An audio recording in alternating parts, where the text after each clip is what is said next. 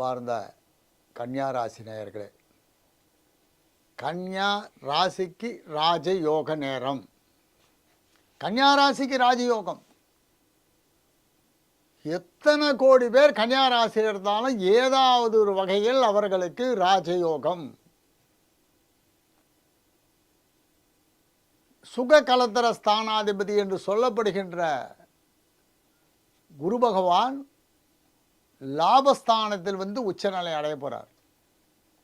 இது ஊரில் 12ஆம் இடத்துல இந்த கேது பகவான் 11ஆம் இடத்துக்கு போக போகிறார். இந்த ஆண்டு ஆரம்பத்திலேருந்து முடியறதுக்குள்ள பூர்வ புண்ணிய ஸ்தானாய சனி பகவான் 7ஆம் இடத்தில் அமர்ந்திருக்கும் போது 7ஆம் இடத்தை அந்த 7ஆம் அதிபதியான குரு பகவான் பார்க்க போகிறார். இதான் இந்த வருஷம். வாழ்க்கையில் இதுவரை அனுபவித்த கஷ்டங்களுக்கு முற்றுப்புள்ளி வைக்கிற இடத்துக்கு வரார். கிரகங்கள்லாம் முற்றுப்புள்ளி வைக்கிற இடத்துக்கு வரார். இதுவரை பட்ட கஷ்டங்கள், உடல்நலம் சரியில்லையா, என்ன மாதிரியான உடம்பா, உடனே டக்குன்னு முடிச்சு கொடுத்துட்டு போயிடுவார். மே மாதத்துக்கு மேலே குரு பகவான் வராரு. திருமண தடை அகலும், குழந்தை பாக்கியம் ஏற்படும், பொருளாதார ரீதியாக முன்னுக்கு வர வைப்போம். கணவனால் மனைவிக்கும், மனைவியால் கணவனுக்கும் பரஸ்பரம் உயர்வை ஏற்படுத்தி கொடுக்கும். கணவன் மேல் இல்லை மனைவி மேல் அதிக பாசத்தை ஏற்படுத்தி கொடுக்கும். வாகன சேர்க்கை, புது வீடு வாங்குகிற யோகம், இல்லை இருக்கிற வீட்டையே ரிப்பேர் பண்ணி சரி பண்ணி வச்சுக்கிற யோகம், நிலபுலன்கள் வாங்குகிற யோகம், வாகன சேர்க்கை, தங்க நகை சேர்க்கை, ஆபரணங்கள் வாங்குகிற யோகம், ஆடை ஆபரண சேர்க்கை. 11ஆம் இடத்துல குரு உச்சம், 11ஆம் இடத்துக்கு கேத்து போயிடுறார். இப்போ பாருங்கள் எப்படிப்பட்ட நிலைமை பாருங்கள். 11ஆம் இடம்ன்றது லாபஸ்தானம். சுகஸ்தானாதிபதி லாபஸ்தானத்தில், சப்தமாதிபதி லாபஸ்தானத்தில். தடைப்பட்ட திருமணம் சிறப்பாக நடக்கும். குழந்தை பாக்கியம் ஏற்படும், புத்திர பாக்கியம். பாக்கியம் யோசிச்சு பாருங்க 2026 எப்படி இருக்க போகிறதுன்னு. அளவு கடந்த நன்மையை அனுபவிக்கின்ற ராசி கன்னியா ராசி. இந்த கன்னியா ராசிக்கு ஏன் இவ்வளோ அழகாக சொல்கிறோன்னா, அவர்தான் உங்களை காப்பாற்றுவர்.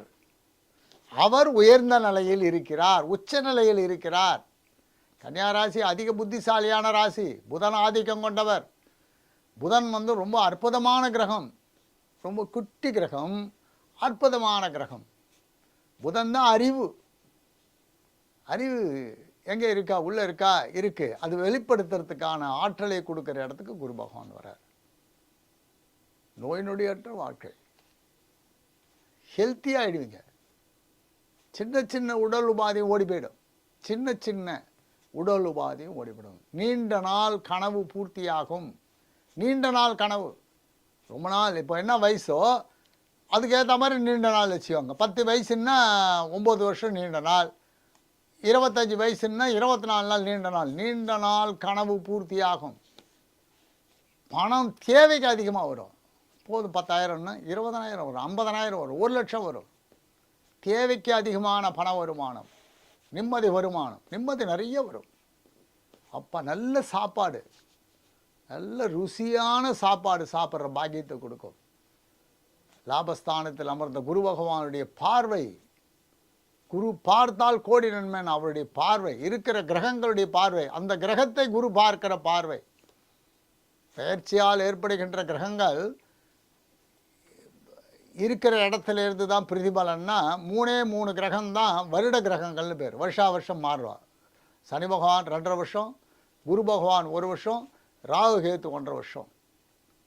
அந்த ராகுவையும் குரு பார்க்க போகிறார், சனி பகவானையும் குரு பார்க்க போகிறார். இப்போ பெயர்ச்சியால் ஏற்படுற இந்த கிரகங்களை குரு பார்வையும் போது குரு சிறப்பான இடத்துக்கு கன்னியா ராசிக்கு வரைச்சு ராஜயோகம்னா இதான். விட்டு சென்ற, பிரிந்து சென்ற கணவன் மனைவி ஒன்றா சேருவாங்க.